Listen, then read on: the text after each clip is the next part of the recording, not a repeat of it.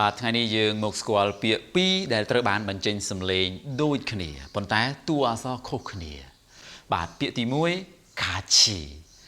kachi នេះគឺប្រែថាតម្លៃគឺផ្ដោតទៅលើគុណតម្លៃមិនមែនតម្លៃផ្ដោតទៅលើទឹកប្រាក់ដែលយើងទិញនោះទេរីឯពាក្យទី2សរសេរ kat e ប៉ុន្តែមិនបញ្ចេញសម្លេងថា kati ដែល thi ហោះទៅលើសម្លេងថា thi នោះទេគឺ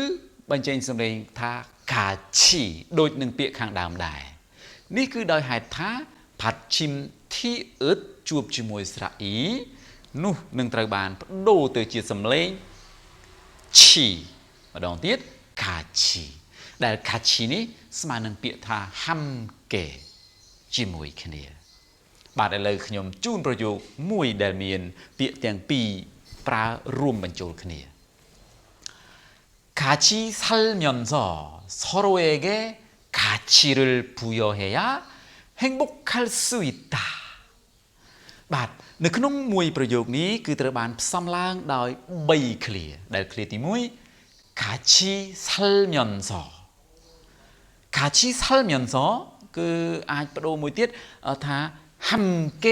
살면서 បាទពេលរស់នៅជាមួយគ្នា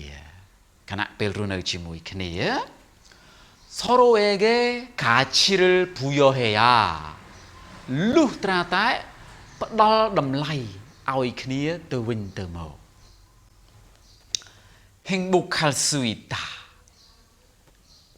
អាចមានសុភមង្គលឬក៏អាចមានក្តីសុខអញ្ចឹងបកប្រែយ៉ាងម៉េចទៅពេលយើងផ្សំឃ្លាទាំង3ចូលគ្នា 같이 살면서 서로에게 가치를 부여해야 행복할 수 있다.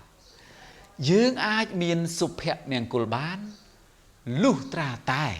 ផ្ដល់តម្លៃឲ្យគ្នាទៅវិញទៅមកពេលរស់នៅជាមួយគ្នាបាទអញ្ចឹងប្រសិនបើបងប្អូនមានចម្ងល់ឬក៏ឆ្ងល់ត្រង់ចំណុចណា